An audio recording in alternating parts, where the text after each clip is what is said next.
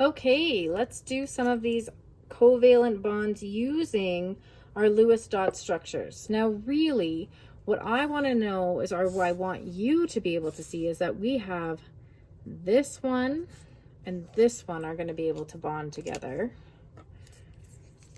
And this one and this one are going to be able to bond together.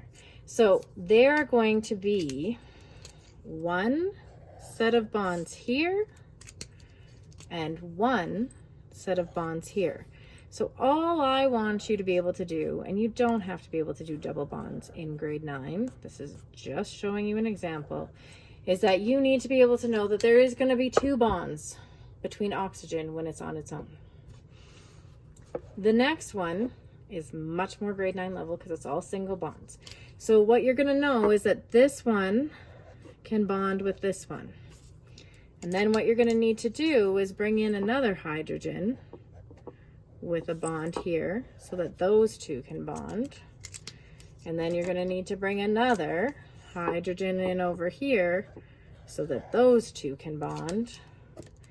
And another one over here so that they can bond. And what it ends up looking like is carbon is going to bond with 4 different hydrogens. And it's going to be one bond between all of the hydrogens. This, you don't need to be able to necessarily figure out how all of the bonding works. You need to know how that they're all shared and that they do get to an octet. But you need to be able to look at this and say, okay, there's 1 carbon and there's 4 hydrogens, and they're bonded by 1 bond between each hydrogen and the carbon in the middle. So this is kind of why we did that game before the break. Okay, so this next one, you've got 1 hydrogen and it's going to bond here with the oxygen. It's going to bring in another one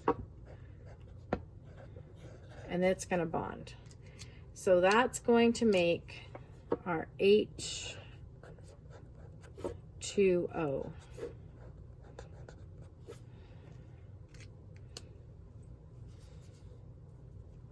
And the final one is actually going to show you a triple bond because these ones can share, those ones can share, and these ones can share. Now again, in grade 9, you do not need to know how to draw or how you get to a triple bond. But you do need to be able to go, okay, if there's 2 nitrogens together, this is N2, and that is a covalent bond. Now, just going back here, if I give you the structure, you need to be able to tell how many different elements are involved. And then if I say H2O would be how you'd write that formula. If we go up to this one, you would write this one as carbon, and then 4 hydrogens. And the last one you'd write as O2. Now I did also tell you about the diatomics, and this is actually kind of important. And I'm looking for another piece of paper.